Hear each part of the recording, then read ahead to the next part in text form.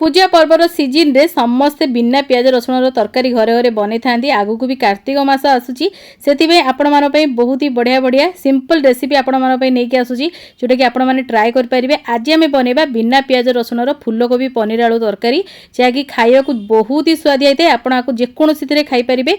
नमस्कार ओडिया बो रोसई को आपण मानू बहुत बहुत स्वागत। प्रथम गोटे मसला बाटिबा से दुईटी टमाटर 2 इंच अदा 2टी कंचा लंका नहीं रागड़ा आपण हिसाब से आप कम बेसी करेंगे। भल भाव में चिकन कर बाटिदेबा ए पानी देवा दरकार नहीं सेमती ही यहाँ बहुत भल भाव बाटी होपर कड़े किसी रिफाइन तेल मुझे आप घी पारे।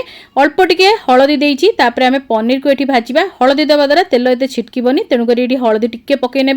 आदि आप पनीर को भाजला गरम पानी में न रखा चाहूँगी आपड़ अल्प टिके लुण पकेबे जहाद्वारा कि पनीर आपंकर सफ्ट हो जेहेतु मुझे पानी में डीप कर रखी जहाद्वारा कि पनीर बहुत समय आम सफ्ट रही है तेणुक ये लुण आड करनी भल भाव में पनीर को भाजीदे।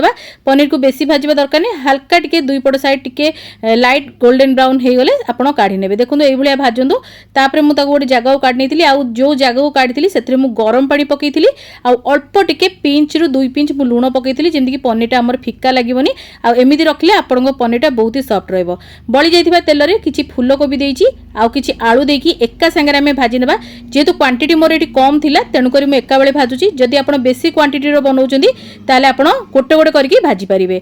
फूलकोबी आलू बेसी फिका न लगे आप स्टेज अल्प टिके हलदी अल्प टिके लुण दे दिंतु केवल भाजीवाई जी दरकार भल भाव में आपको पूरा लाल करके भाजबे। आमती कि आमर एठी ही आमर 70 रु 80 भाग आमर ये भाजी से भाई आप भाजी दिंतु कारण आमको तरकारी बहुत कम समय बनवार अच्छी। जदि आप अल्प भाजबे ताले आपको बहुत समय फुटेक पड़ो। फूलकोबी आलू ये भल भाव में भाजिले भी आम टेस्ट बहुत सुंदर आसता है तेणुक आपड़े भाजिक ही नियंतु भल भाव में। देखो मुझे भाजी देती 5 रु 7 मिनट समय लगे भाजी सारापर आपको आम काढ़ी ना। आगुरी भी मो चैनल में मुझे बहुत प्रकार फूलकोबी और पनीर रेसिपी शेयर करछि आपण निहाती डिस्क्रिप्शन चेक करेंगे ताकू आप ट्राए करेंगे। एबे मु फूलकोबी पनीर रो कोरमा रेसिपी शेयर करछि आउ फूलकोबी तरकारी फूलकोबी पोस्त रिसेंटली मुझे देछि आपण माने निहाती चेक करि परिबे जार लिंक आपण डिस्क्रिप्शन और आई बटन में पाई जिवे तो आपण सेठी देखि नेबे। एठी देखुनु सब जको काढी देथिली आउ टिके अल्प तेल देथिली सेतरे टिके नांगु जीरा तेजपत्र दे देबा अल्प टिके हेंगु देबे बहुत बढ़िया वासना आसीबो।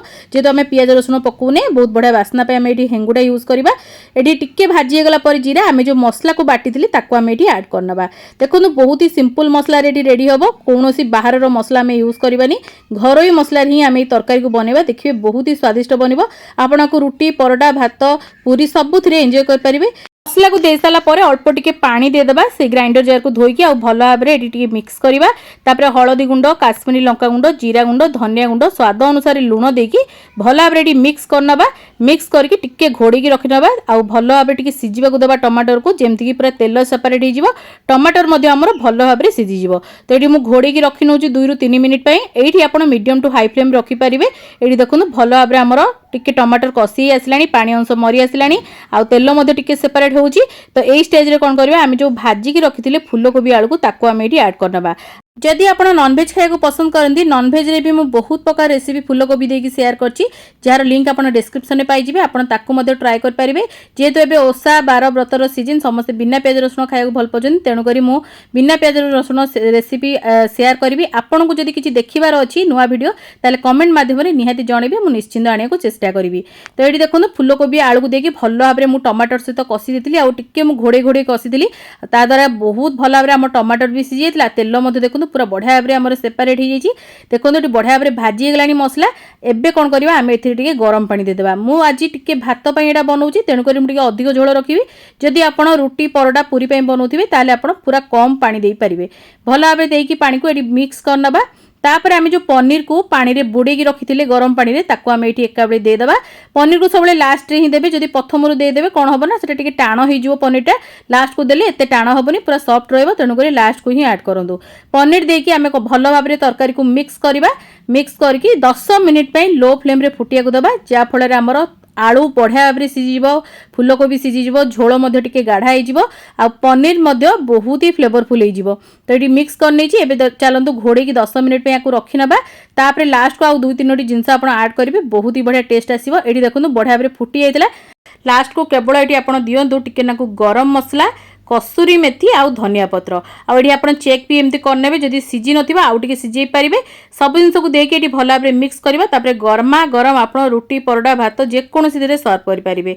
केमती लागला छोट रेसिपीटी निहाती कमेंट माध्यम रे जणैबे। भल लागथिले लाइक करिवे शेयर करिवे चैनल रे नुआ थिले सब्सक्राइब करिया जमाई भूलिबेनी। जदि फेसबुक पेज रे वीडियो को देखुछनी निहाती एबे पेज को फॉलो करिवे आ लाइक शेयर करिया वीडियो को जमाई भूलिबेनी। आपनको मतामत को शेयर करिवे। जदि इंस्टाग्राम एपर्यंत फॉलो करना निहाती एबे फॉलो करनियंतु सेठी मध्ये आपण मन पे बहुत भल भल जिंस पोस्ट करते।